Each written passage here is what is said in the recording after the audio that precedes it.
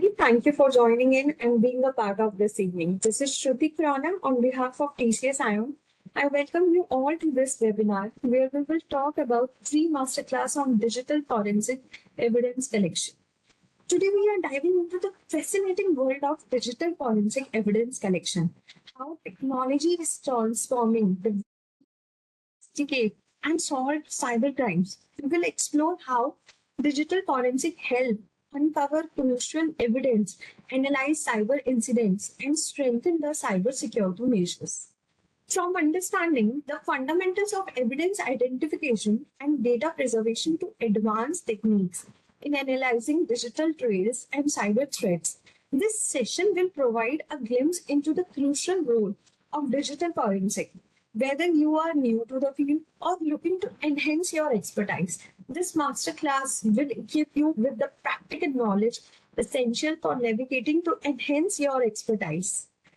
This masterclass provides you a ever-evolving cybersecurity landscape. So I'm thrilled to introduce our expert speaker for today. Please give a warm welcome to Mr. Pratap Pola. Welcome, sir. Thank you, Shruti. Let me give a quick introduction of him. Mr. Pratap brings over 30 years of experience with TCS and currently serves as a domain consultant in cybersecurity for the higher education unit.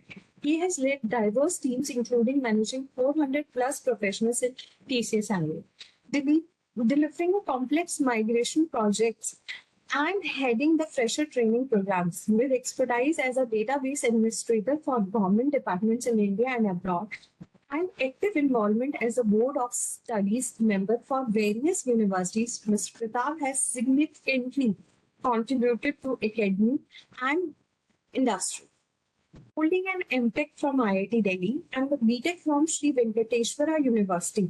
His rich experience bridges technology and education seamlessly. Once again, a very warm welcome, sir. I'm sure you will find today's session both inspiring and informative. Now, Pratap sir, before we dive deeper into the exciting masterclass, could you briefly explain what digital forensic evidence collection is and why it is so important in today's technology-driven world? Also, since we have diverse audience from both IT and non-IT background, can you share if this field is only for IT professionals or can non-IT professionals also build a career in it? Your questions about digital forensics. Before I answer all the questions, let me give some introduction about digital forensics, and then I'll answer all the questions one by one. Let me share the presentation. Then hopefully that presentation will answer all the questions. And still, if any questions are unanswered, I'll be able to answer in between also. Good evening, all the participants. Thanks for joining. I can see 370 people. So very nice to see so many people joining the session. And also I could understand that all of you want to learn about digital forensics or understand what is it all about. So I'm not trying to make you expert in digital forensics in today's session, but my intention is to provide an overview about the topic so that it will develop interest. And then further, we will be able to learn more about this topic in the duration of the certificate. So this is the agenda I would like to cover about digital forensics. Then I will try to show some solved cases using digital forensics. Then what is the process followed in the forensics domain? How data gets stored in the computer systems, and where are the places where the analysts will go and then search for information. And there is something called anti-forensics. If you have not heard about it, that is fine. I'll try to explain what is anti-forensics, then why it is important, and what are the challenges faced in the digital forensics world in current times. So this is my agenda. Let's see how much we can cover in next 45 minutes. Obviously, I'll take few questions also at the end, but please do type your questions. So our team will be able to collect all the questions, and then I'll be able to answer those questions at the end of the course. So at a high level, digital forensics is a part of forensic science. So there is a difference between forensic science and digital forensics. Forensic science tells you that it is an application of science to solve a legal problem. So that's a forensic science. Then what is a digital forensics? Digital forensics is that, see, this is the definition. I'll read out the definition in a few seconds. But before that, let me explain the digital importance of digital forensics here. See, whenever we do some activity on the internet or on our computer systems, laptops, or on our mobile devices, we leave some traces, and it also capture, the systems also capture all the activities, and all these systems record the activities in their own memory. So if you look at the kind of data that has been accumulated so far, so at the end of 2025, it is expected that we have created 180 zettabytes of data. So if you want to know what is a zettabyte, zettabyte is, it goes like this. So we normally talk about gigabytes. So you have a byte, you have a kilobyte, you have megabyte, then you have gigabytes. Usually we talk about gigabytes in terms of memory or storage or whatever. So on top of gigabytes, you have terabytes. Then you have a petabytes. You have exabytes. Then you have a zettabytes. So you can see the kind number of zeros that gets added to zettabytes, and we have accumulated 180 zettabytes of data so far. Yottabyte is one level above zettabyte. I'm sure in coming few years we will be creating yottabytes of data. So we have created so much of data over the year. But at the same time, when criminals, when they do some illegal activities, they leave some traces, they leave some footprints. So digital forensics is all about finding out those evidences from that uh, digital space or digital universe. So the definition goes like this. It says the application of computer science and investigative procedures for a legal purpose involving the analysis of digital evidence after proper search authority, chain of custody, validation with mathematics, use of validated tools, repeatability, reporting, and possible expert presentation. This is the definition came out in the forensic magazine. If you really want to follow some forensic cases and then technology advancements happening in the forensics world, subscribe into this magazine, forensic magazine. So you will get latest updates about digital forensics. And this is the definition. Can we move to the next slide, please? So we will talk about all these things, all the terminology given in this particular definition in our session today. Let's come to the next slide, please, Sonali. Or yeah. So let's come to the solved cases here now. So how digital forensics has helped us. So if you look at the number of cases that are being solved, there are huge number of cases being solved nowadays. Lot of cases which were unsolved over years, they are called cold cases. So those cases are being solved using digital forensics. So the first and foremost is, I just wanted to highlight the Arushi Talwar Hemraj double murder case. I'm sure a lot of you have heard about it. So this case has been solved using digital forensic methods. So digital forensics has actually helped to establish communication between the suspect and the victims. In this particular case, a lot of data has been analyzed.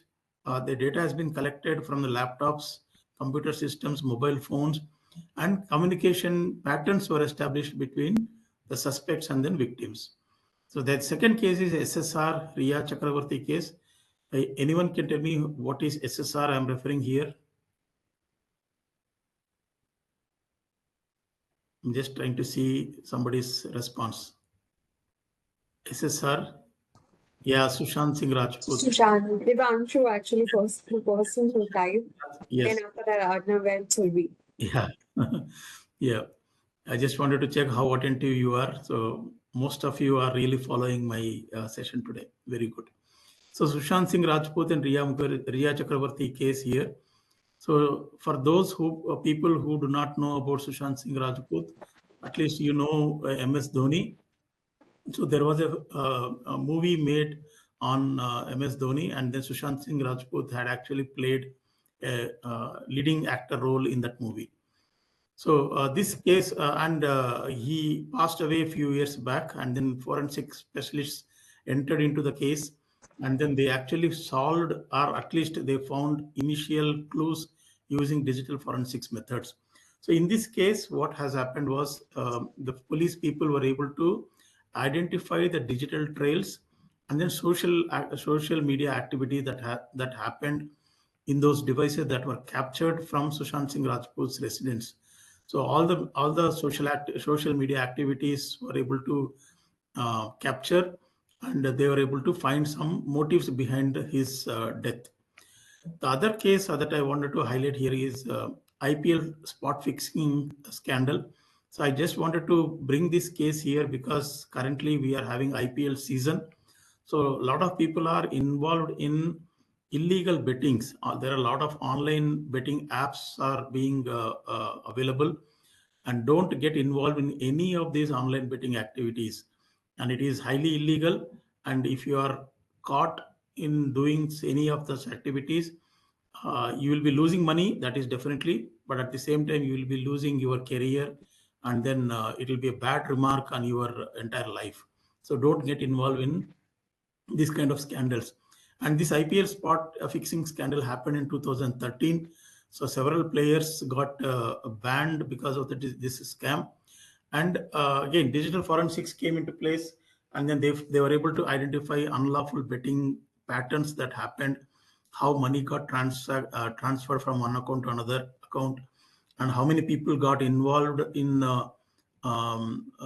Yeah, teams also got banned, especially the Chennai team, and then few other teams got banned. They moved to other cities for a couple of years, and then they came back to their own cities.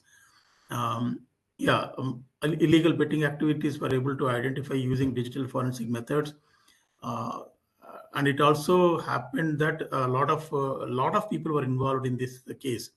So, and again, digital forensics methods helped in solving this case. The 2611 Mumbai terror attacks is another infamous case that actually got solved using digital forensics methods. In 2008, there was a terror attack happened in Mumbai in November 26th. Apparently, if you are followed the news in last couple of days, the main person who plotted this attack was brought back to India from USA. So he was extradited from USA and brought back to India for further investigation. Yeah, Rana from USA is now in India. The other case is Vyapam case. Again, this is a very infamous case happened in Madhya Pradesh recruitment and examinations. So a lot of people got affected, and again, digital forensics helped this case to some extent to identify the kind of complexities involved and what are the irregularities involved and where money got transferred and who are all the people involved. All those things were able to solve using digital forensics methods. The Nirav Modi PNB Punjab National Bank fraud case, and see this particular presentation I prepared a few weeks back, but only I think yesterday there was some progress happened in this particular case, Nirav Modi PNB Punjab National Bank fraud case. Mehul Choksi, who is one of the accused person, he got arrested in Belgium, and hopefully he'll be brought to India for further investigation. Nirav Modi is again I mean, he's arrested in one of the countries, and hopefully he will also uh, be brought back to India for further investigation.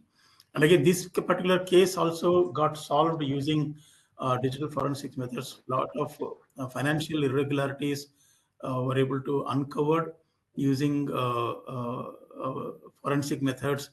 And in this process, the analysts, they found a lot of encrypted data, protected data, and by applying proper tools, proper standard investigation methods, the analysts were able to found out who all got involved.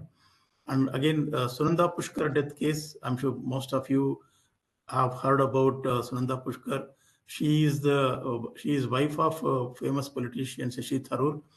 And again, digital forensics methods came into picture to identify what exactly has happened before her death.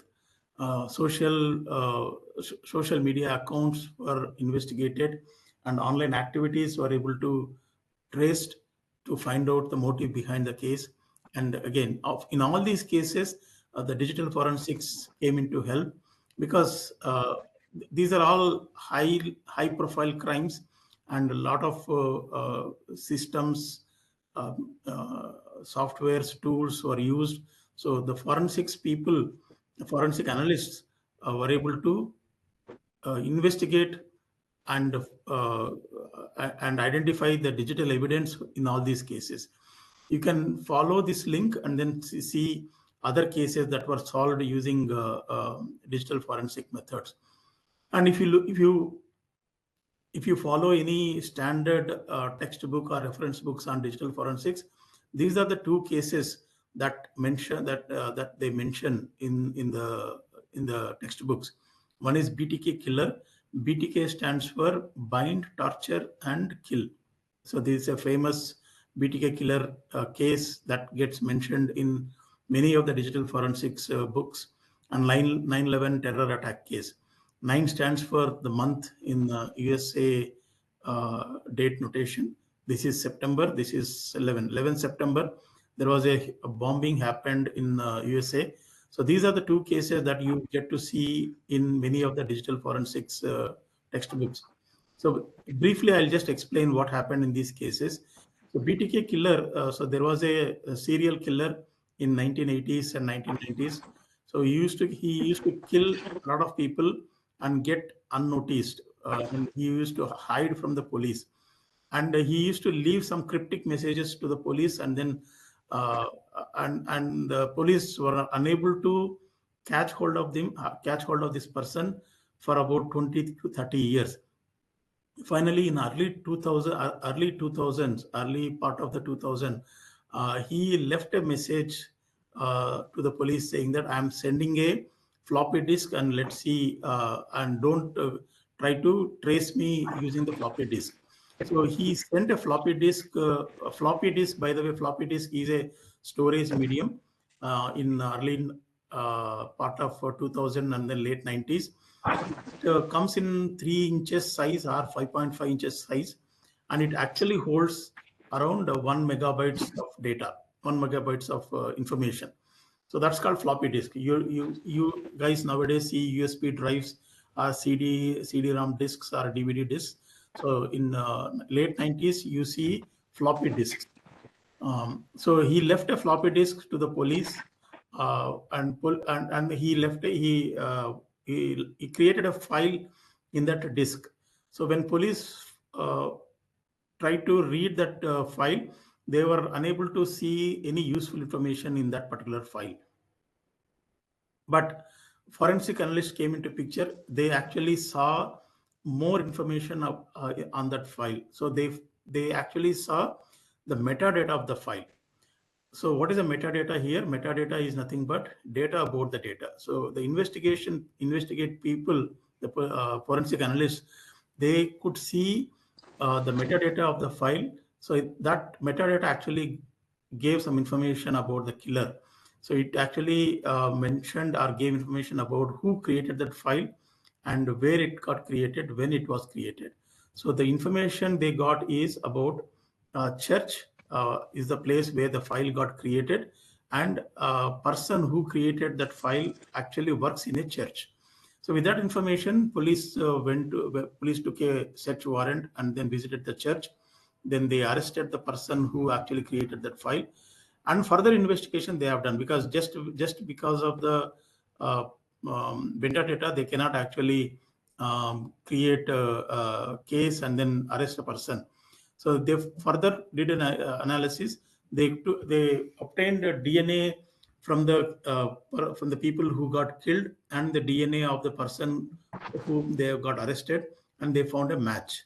So that's how the digital forensics helped person helped the police people to solve case which was actually unsolved for 30 plus years. And 9/11 is the case again. This is a terror attack case happened in USA.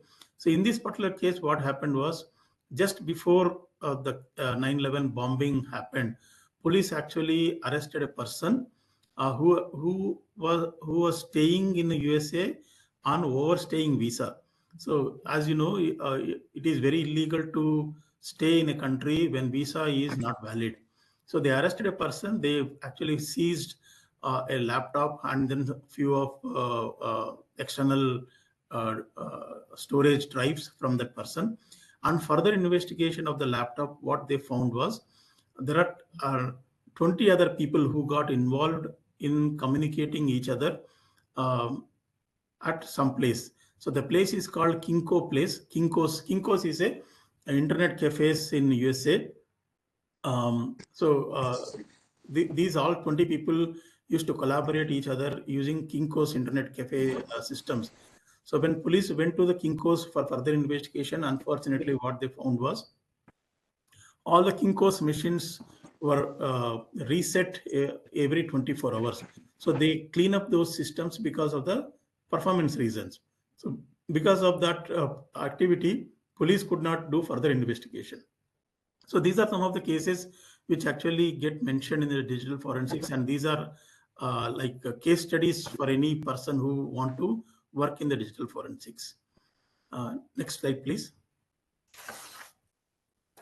Yeah. So let's see what is the process that digital forensic analysts will follow to find out the evidence. And this particular slide answers some of your questions. So how is encryption different from hashing? I think these things will, this particular slide will answer those questions. So the first step in any digital forensic process is search authority.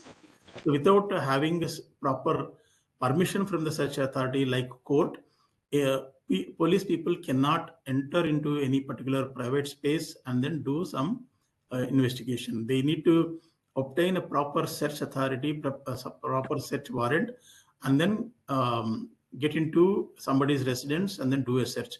See, without proper search authority, without proper search warrant, if police people seizes any particular device, that is inadmissible in the court.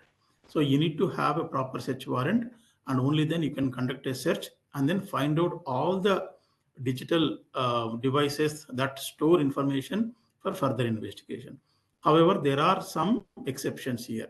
Let's say if a cell phone is captured in a battlefield, and there is an exception here. You don't need a search warrant to seize that particular cell phone found in the battlefield. Similarly, if a child is in danger or if a child is missing, in those cases, you don't need a search warrant. Police people can conduct a search to mitigate this particular activity. But in most of the cases, search warrant is required.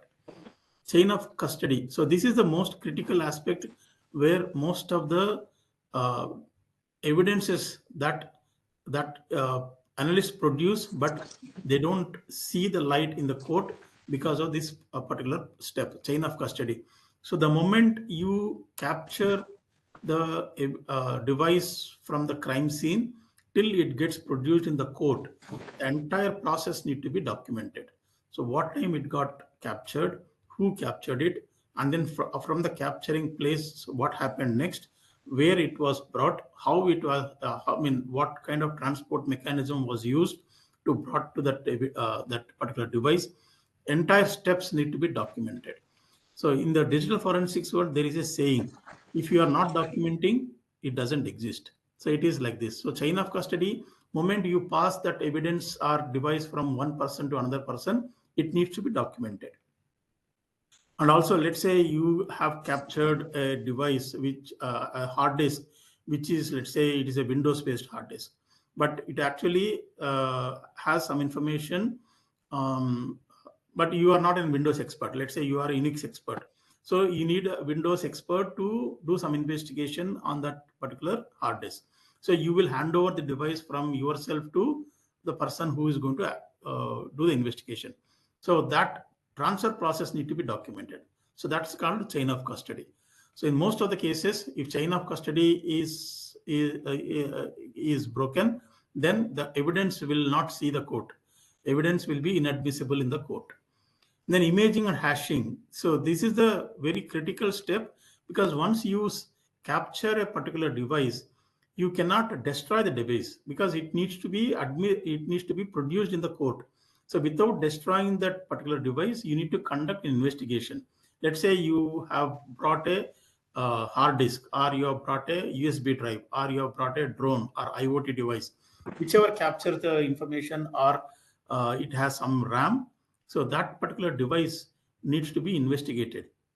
So before we conduct investigation means what is there in that particular device. Before you actually see what is there in the device, it needs to the originality needs to be protected. But so without actually opening the drive, how can you actually investigate? So that's where the imaging and hashing comes into picture. So imaging means the complete copy of that device into the labs on a laboratory's system. So you need to create a bit by bit image so that further investigation can happen on the cloned copy. So usually people will make two copies from the master device, one for reference purpose and one for the regular investigation. If any damage happens on the second copy, so they will do further cloning from the reference copy. Some cases what happens is you are running a business, but that you are running a business and your business has got some hard disks or some storage devices there. So you cannot actually afford to lose that storage device. If you lose the storage device, your business may be disrupted. So you want that device to be brought back to your business to continue day-to-day operations of your business. So sometimes police will do the cloning of that device and then they will give it back to the business for their regular day-to-day operations.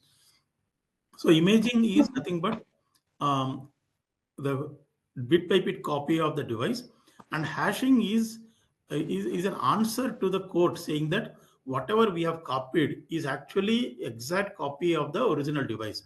So hashing is a mathematical function. So you can apply hashing to a particular file or folder or to your device or to even a particular simple text also.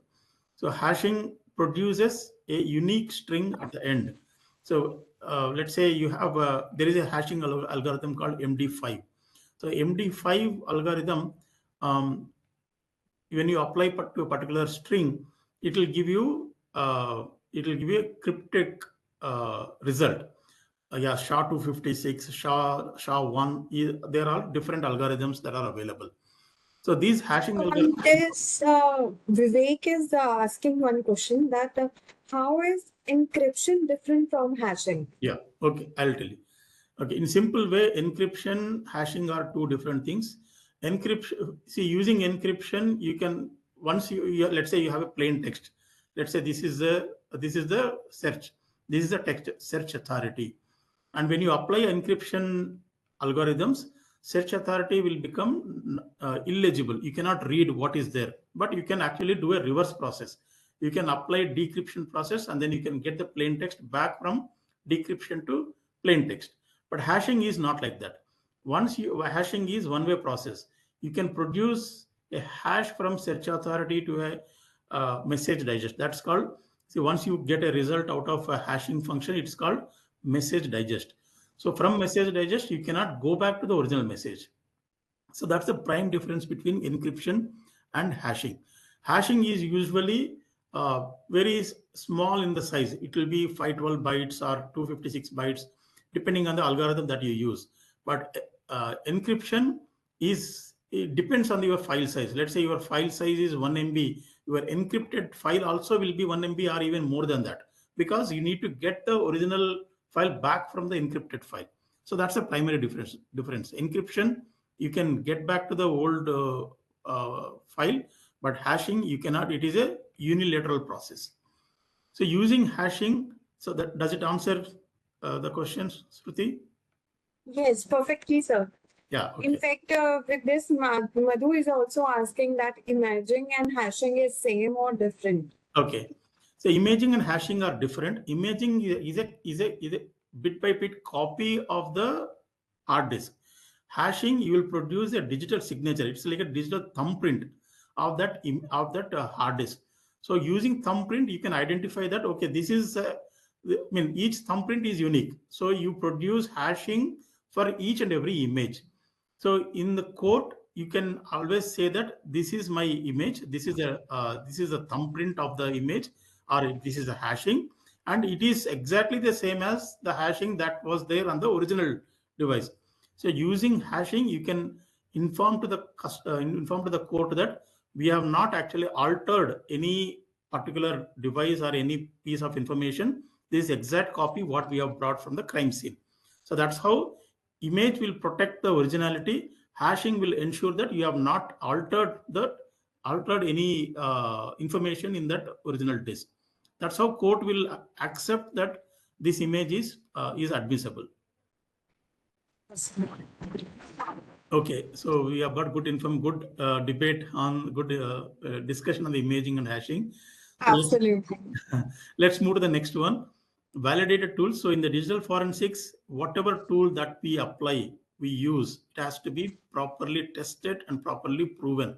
We cannot use any tool that is not tested, that is not accepted by some of the boards, some of the laboratories. You cannot use those tools because the end result cannot be reproduced, or end result cannot be foolproof.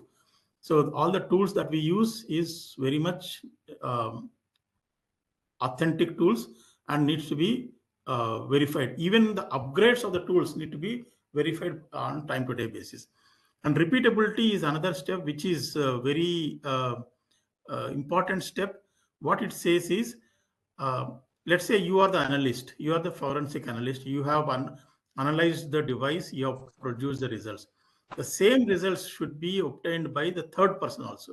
So a third person should be able to use the same device, apply the same tools, apply the same steps, and then get the same results. So that's a repeatability. Court will only accept such kind of processes, such kind of tools, and such kind of steps.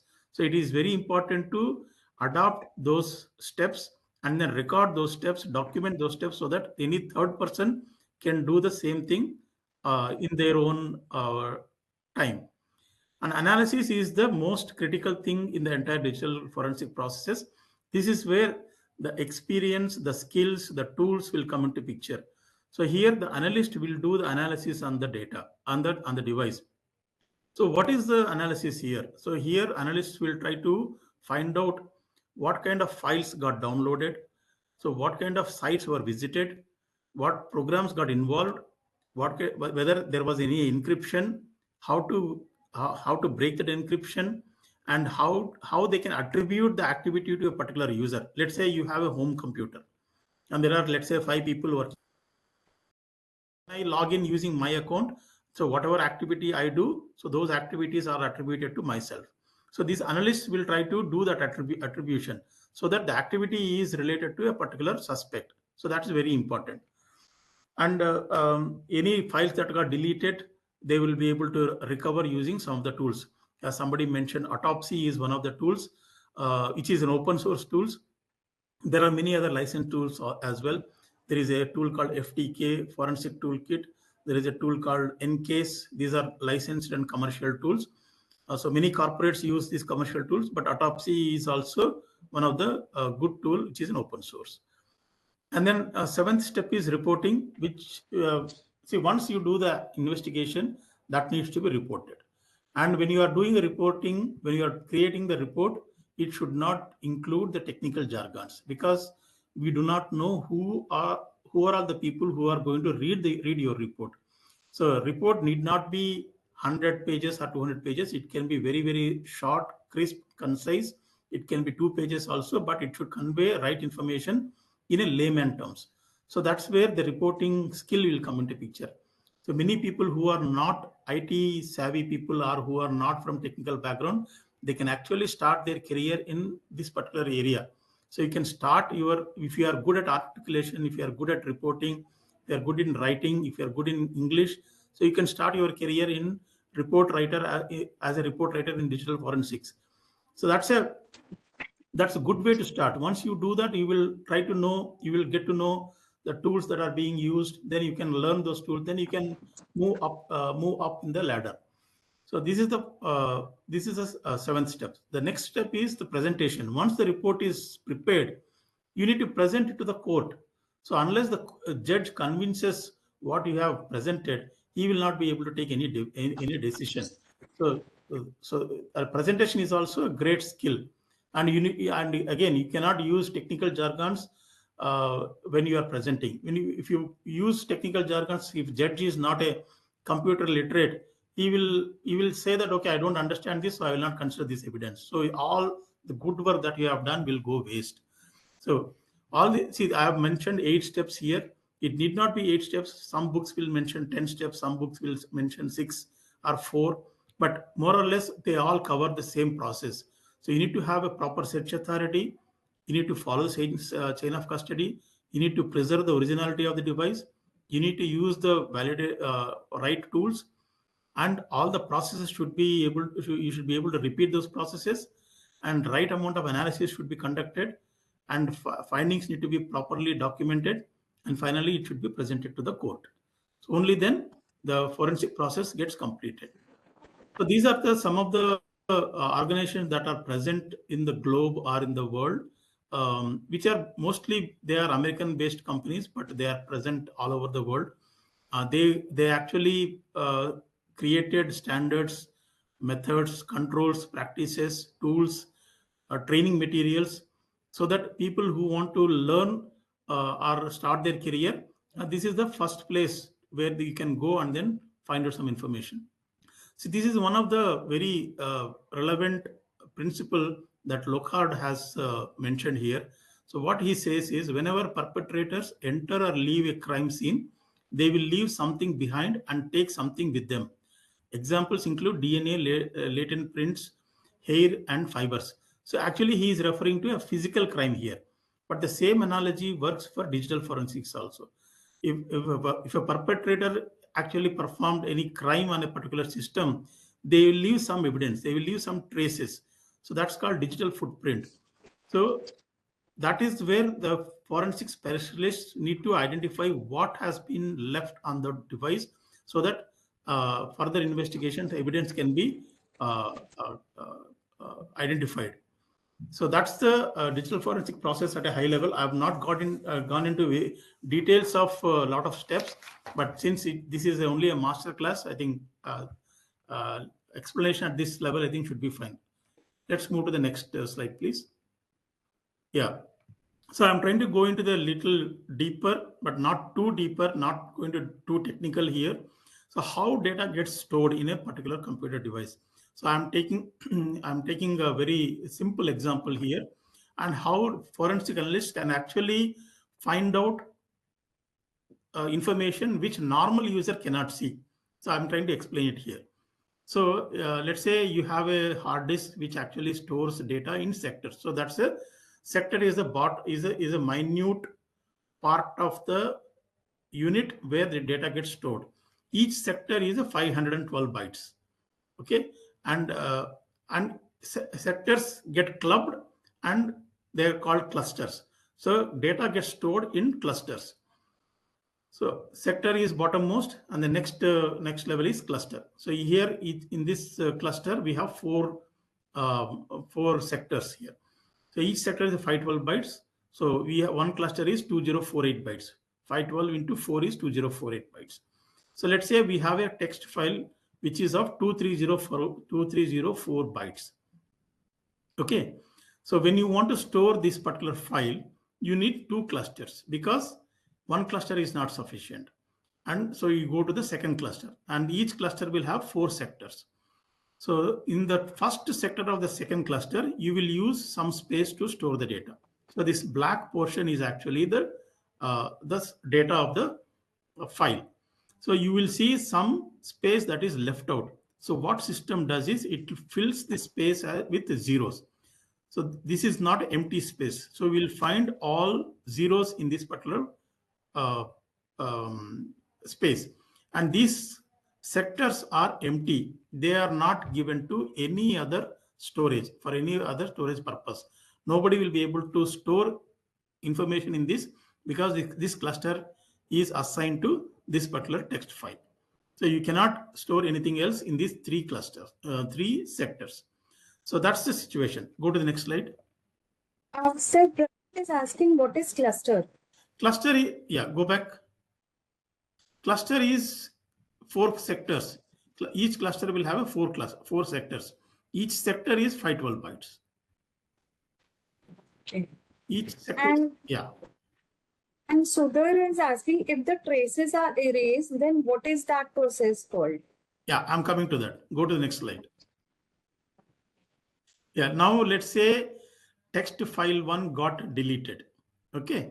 So you have removed the text file 1. So deletion means only the space is available for further use, but actually the file stays in the system forever. Okay. So though the text file 1 got deleted, and this space is, this particular cluster still has the data whatever is there in the text file 1. Okay. Now let's say text file 2.doc is there, and which is of 780 bytes only. So our earlier file is more than 2048 bytes. So now the second file is 780 bytes. Since the text file 1 got deleted, this particular space is available for the second file for its own use. Usually it will not happen because once that file is get deleted, the possibility of using the same space for another file, it is very, very less because you have lots of space available in the system. So the same space will not be reused. But in case if it gets reused by second file, and let's say this file size is lesser than the previous file, and let's say it occupies only 780 bytes, which means it occupies first sector and part of the second sector. So this second sector, the empty space is all filled with zeros. But these two sectors, the third sector and fourth sector, you still have the traces of the first file. Normal user will not be able to see those, what is there in the third and fourth sector. But forensic analysts, by using tools like Autopsy or NCase or FTK, they can actually see what is there in these particular sectors. So they can see the headers or footers or the file types or the part of the image or part of the text. So that is sometimes that is good enough for forensic analysts to conclude conclude the case. So this particular space is called slack space. So it is not visible to normal user, but system will retain that space forever. So, and forensic analysts will be able to see what is there in the slack space using some forensic tools. And there is also another concept called allocated space and unallocated space. So unallocated space is usually is a free space that gets assigned to a file which needs to be written. And slack space is something which is actually occupied by previous file, but it is not visible to the end user. See, all these, I just went into a little technical because this is how the forensic analyst will go deeper and then try to find information from the slack space or other unallocated space. Any further questions on this, Shruti? Yes, Raghu is asking that files are not erased, but only the status of being used. Exactly. That's true. So let's say I will give you a simple analogy. Let's say you have a textbook. Let's say there are 200 pages. And at the end of a textbook, you will see index. Let's say index is, let's say 5 pages. And in the index, you will actually see a particular heading of a particular topic. And using that heading, you can go to the textbook and then refer what is there in that. So deletion of a file means removing something from the index only. But actually that information is there in the textbook. You don't see that in the index, but actual information remains in the textbook. Similarly, when you have deleted a file, that information is there on the hard disk, but only the mapping got deleted. And Rudraksh is asking that is PEVEAR used for this? What is PE? PE. PE they're used for this. I think Yes. it could be a sum tool, but I'm not aware about the tool. But yeah, there are hundreds of forensic tools available, but better to use a standard tools like NCASE or Autopsy or FTK to find out information that got deleted. And in fact, Madhu is asking about the traditional autopsy tools also. That how, Yeah, what are the traditional way? Autopsy is the name of the tool. There are many other tools available like Autopsy. I hope Madhu you got your answer. Yeah. Shall we continue, Shruti? Yes, sir. Yes, sir. Okay. Yes. Yeah. Next slide, please. So here, lot of information is available. Where to find such information from Windows operating system? I'm not going into the details of all the points mentioned here. That takes a detailed discussion of this particular topic. So we will deal that in our actual certificate course. But I would like to mention a couple of things here. One is a recycle bin, metadata, and print spooling. So these are the three things that I will mention because some of you have mentioned about recycle bin. See, when you actually delete a file, normal user, what they will see is that the file got deleted. But in fact, the file appears in the recycle bin. So that's how the deletion operation takes place. But even in the recycle bin, you can do undelete and then you can get the file back. But from the recycle bin also, people try to do the deletion again so that people think that it got permanently deleted, but that's not the case. As we saw in the previous slides, even if you permanently delete the file, the content of the file remains on the hard disk forever until it gets replaced by other file. Even if it is replaced by other files, there will be some information that gets that will be there in the Slack space, so you can find out some meaningful information from that space as well. So some people configure the recycle bin in such a way that when you delete a file, it will not go into the recycle bin, but it will disappear from the disk itself. They think it is permanently deleted, but it is not the case. So you can find out, you can retrieve information even if it is deleted from the recycle bin. And then second is print spooling. So when you try to print a file from your system to a printer, so usually systems create two files. One is called EMF file. EMF stands for enhanced meta file. EMF, enhanced meta file, which actually stores the entire image of the entire image of the document which you are printing. It stores in that EMF file. Second is a spool file. The spool file is it will have information about from which computer you started printing and which printer you have sent the printer for printing purpose. What is the name of the file? So these files store information about the file that you are trying to print. But usually these files will get deleted once the printing job gets completed. But some companies like law firms or data privacy firms, they configure the system such a way that even after printing a document, your EMF files, spool files get permanently stored on the system for further investigations. So there are companies which actually configure systems to retain what all you print so that they can do some actions. Sometimes people print information like stolen credit cards, stolen contracts, fudged contracts, or maps of the body dumps. All those things they print.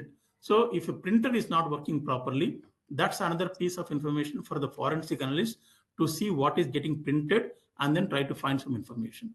Or with the help of EMF and then spool files, they can also see what is getting printed and then try to find some information. And then metadata we briefly discussed in the BTK. Yeah, yes, Kruti. Yeah, Pratap, on this, Rajwinder is asking, can we still retrieve the information even when there is no Slack space available, not even a byte? It is possible because there are some tools which actually uh, uh, literature says that those tools can actually retrieve information even if the data is overwritten 7 times or 8 times. So there are tools. Okay, so it depends on the quality of the tool and then how the forensic analyst will be able to retrieve the information. Okay. So metadata is another piece of information in the Windows system or in any system for that matter, which will be able to provide good amount of information, good amount of clues to solve a particular case. Metadata, actually, it will have two types of metadata. One is file system metadata. Second is application metadata. File system metadata actually tells you when the file got created, when it was modified, when it got lost accessed. So sometimes, see, created, modified, and accessed. Usually you will see these three things in a sequence. First, it has to be created, then it should be modified, then it can be accessed. But sometimes what will happen is the created date will be a date which is after the modification date. You will see a modification date as an older date compared to the created date. How it can happen? If a file is moved from one storage device to another storage device, so the creation date is the date when the file got created on that particular storage device. But the date modified is the actual date when it got modified. So these are some of the metadata that gets stored in the file system metadata. And application metadata is like who is the author, when the author has created. So all that information you can find it. So this is the information that you can actually see in the Windows system. Similarly, you can find some information from the Linux systems, from Apple iOS. So you can find different places where normal users will not be able to see, but you will see forensics analysts will be able to see good information about that. Can we move to the next slide? Unless if there are any questions on this slide. Not yet, sir, but it's already 6. So we can take some last questions also once you wind up. Yeah, okay. Move to the next slide. So anti-forensics, I'll just touch upon this and then I'll close the session.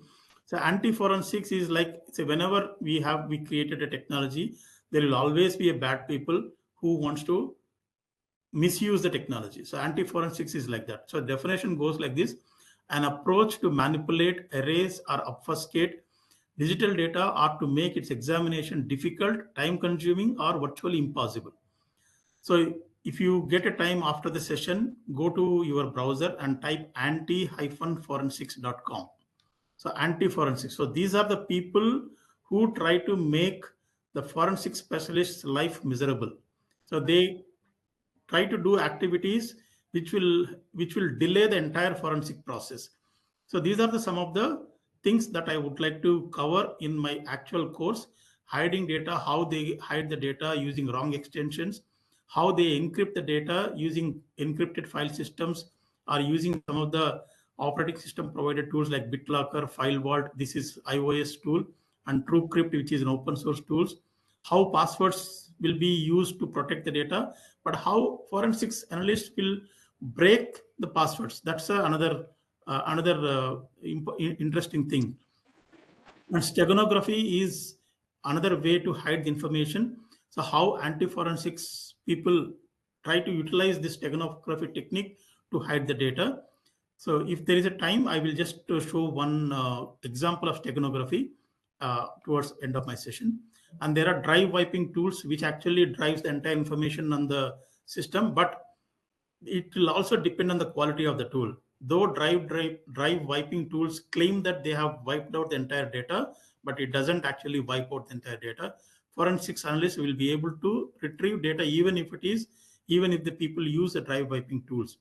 Defragmentation, another technique. So these are some of the techniques which anti-forensics people will use to destroy the data. But forensic analysts, with their skills, experience, and then right use of tools, they will be able to retrieve the data even if it is destroyed. So sometimes suspects will claim that I have used these tools just to protect my own private data. That is perfectly all right, but the intent is questionable here. So if I have used these tools or methods to wipe out my data only when I came to know that investigation has started on me a couple of hours later, if I came to know that investigation has started and then I started using these tools, then the intent is questionable. Why did I use these tools only when I came to know that investigation has started? So that means there is some wrong intention. So these are some of the things forensic analysts will use to find out some useful information. Move to the next one, please. Yeah, these are some of the challenges in the forensics analyst, where the change in technology. So we'll discuss more in detail about change in technology in our actual certificate course. Then hiding data, how people hide their data, but there are ways to find out that there are tools to it will find out just like that, even if the wrong extensions are used. Then cloud plays significant role in against to the forensic people. Cloud will bring its own difficulties. We'll see that in our course. And solid state drives, which is most of the times you come across solid state drives where data gets stored in the hard disks, but how they bring the difficulties in the life of forensic specialist, we will see that. And there are uh, organizations like legal and forensic people, and they find very slow changes, very slow change in the life of legal domain and then forensic standards. That also plays significant delays in digital forensics investigations. So that's what I would like to share. If there is a time, I will just to show one example of steganography, then we'll take up Q&A. Okay, sir. Okay. So I'll just share, I'll try to share my screen again, but I'm not sure. Then I can take a last question Yeah, that the student is asking, Harshal, that how is the integrity of digital evidence maintained during forensic investigation? good question. I think I've tried to answer that. Using imaging and cloning, we will be able to maintain the integrity of the device or evidence. And it has to happen. Without that, I think courts will not accept it as a admissible evidence. Imaging and hashing is is an answer. Can you see my screen? Yes, sir. Okay. So quickly, I want to show you one example. So, okay, this is the steganography. Stegano means cover, and graphy means writing. So it's a covered writing. So you see these two images. As a normal person, we don't see any difference. So this is the image, original image, and steganography tools will help to embed a text message or a file. You can actually embed another file into this file itself. Here you can see attack at midnight. This is the message that is inserted in this particular image. But as a normal user, you cannot actually differentiate anything between these two messages. So this is called carrier message, and this is called payload. Payload gets inserted into the carrier message, and this message will be transmitted to the other party, so to convey some message. So you can actually insert image into image, a text into image, a video into a video. You can do all these things using steganography. So people, and sometimes it is very difficult to find out if there is any message inserted into these steganographic images. And even if you find out, you need to have right passwords or keys to break that image, so that you can see what is written in that what is written in that particular image.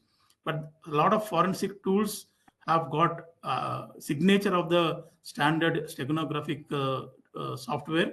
So using those things, they will be able to identify these payloads and then carrier messages and try to find information.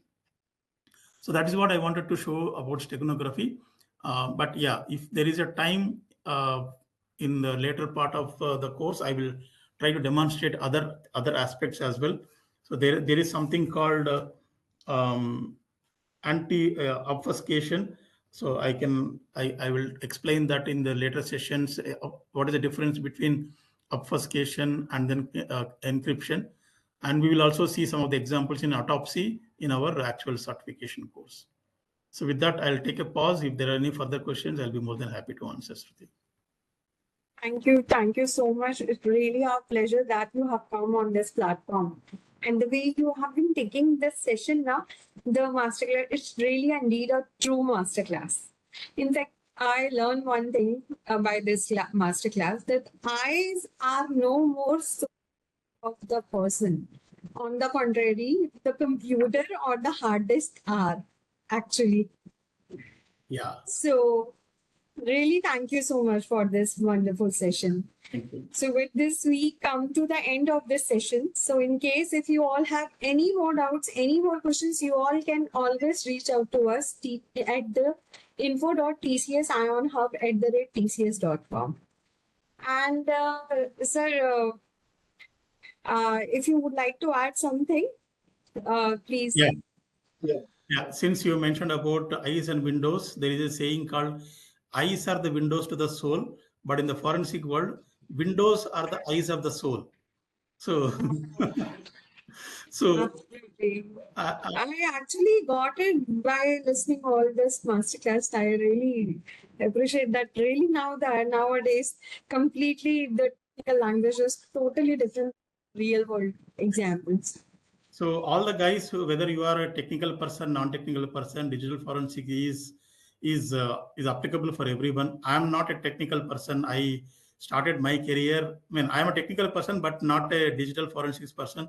But I learned digital forensics based on my own interest. So if I can learn, anyone can learn. So don't get afraid to start learning something new, and start at some place. And then when you are trying to learn something, you ask yourself, what is this, why is this, what is more about this. So that way you will expand your knowledge base, and then sky is the limit. Digital forensics used to be one small topic in cybersecurity uh, chapter in olden days, but nowadays you find UG courses, PG courses, and PhDs on digital forensics itself. So that's the kind of vast knowledge or vast area that is available for all of us to grab. So yeah, digital forensics, yes, that's the future. Absolutely, absolutely. With this, I would like to add one line. The internet never sleeps and neither do the threats. Step up and go for cybersecurity courses and be the shield. Yes. So thank you so much, audience, for your active participation. Thank you once again, sir, for your time and presence. And I, Shruti Khurana, signing off. Have a pleasant evening.